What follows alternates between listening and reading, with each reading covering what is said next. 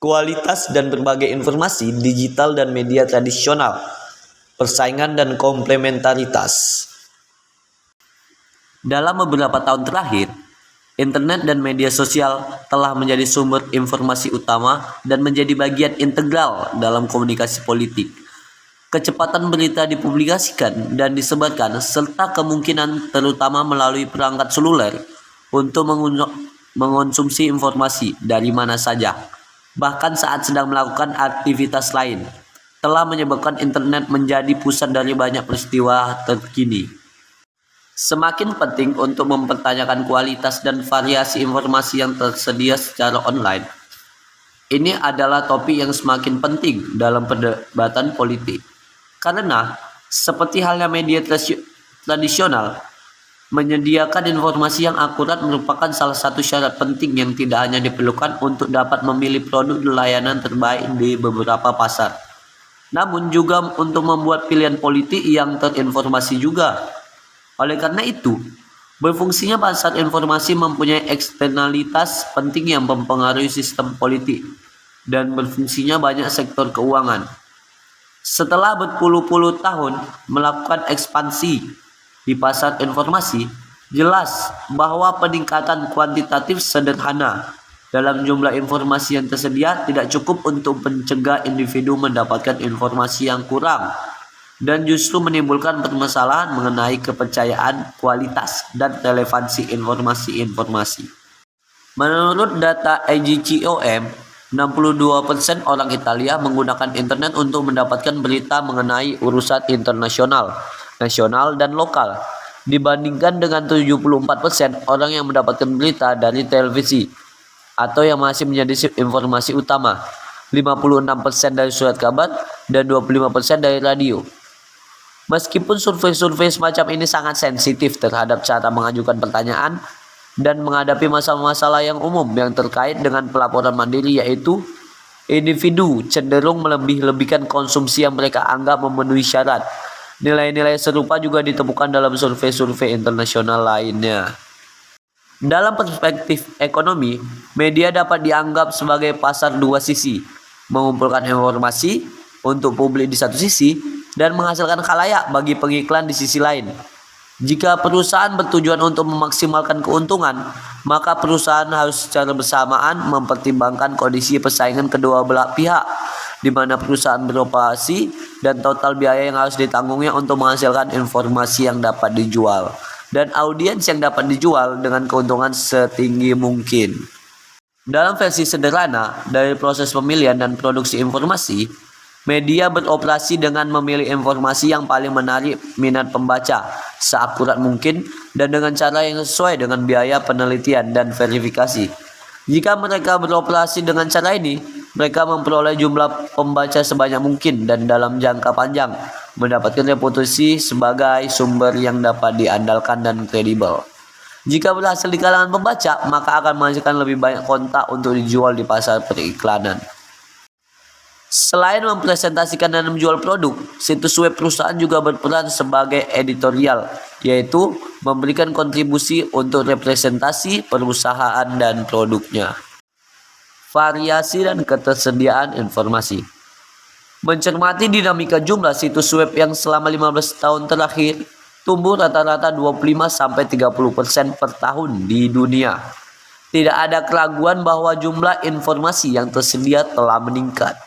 Namun, pada saat yang sama kita bisa mengamati dinamika yang kontras. Misalnya, terkait dengan berkurangnya jumlah jurnalis di banyak kantor, editorial tradisional karena krisis ekonomi dan kurangnya layanan serupa yang diciptakan untuk internet. Tentu saja, globalisasi sumber juga mendorong proses yang cenderung menstandarisasi informasi.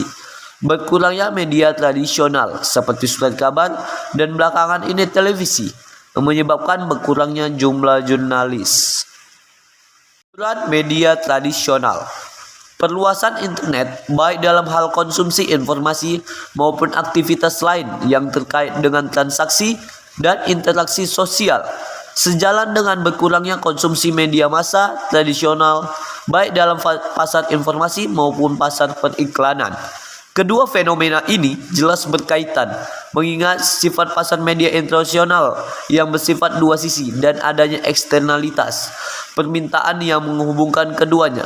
Oleh karena itu, misalnya penurunan pasar periklanan mempengaruhi produksi dan distribusi informasi, dan dengan demikian juga menekankan penurunan komponen informasi. Seringkali terlihat bahwa kualitas informasi yang tersedia secara online lebih rendah dibandingkan dengan yang disediakan oleh media tradisional.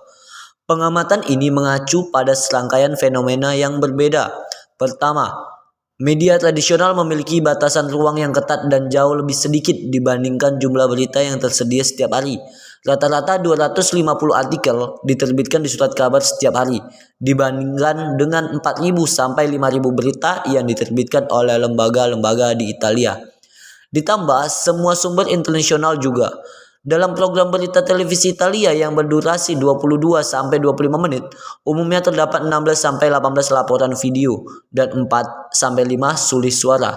Di internet, batasan ruang seperti itu tidak ada, dan oleh karena itu dengan satu atau lain cara, semua berita dan wawasan yang tersedia dapat ditemukan. Mungkin benar bahwa berita ringan, keanehan, rumor, dan gosip di internet lebih banyak daripada informasi politik yang berdasarkan penelitian dan pemberitaan. Fakta bahwa dengan adanya inovasi teknologi, biaya produksi dan penyebaran informasi telah menurun secara drastis, sehingga mengurangi skala ekonomi secara signifikan. Hal ini memainkan peranan penting. Berita-berita yang sebelumnya tidak sampai ke pasar, kini bisa menjangkau pasar. Hal ini mengarah pada dua pengamatan. Berita ringan juga memainkan peran penting di media tradisional. Hiburan televisi, reality show, sinetron, dan olahraga menempati sebagian besar program.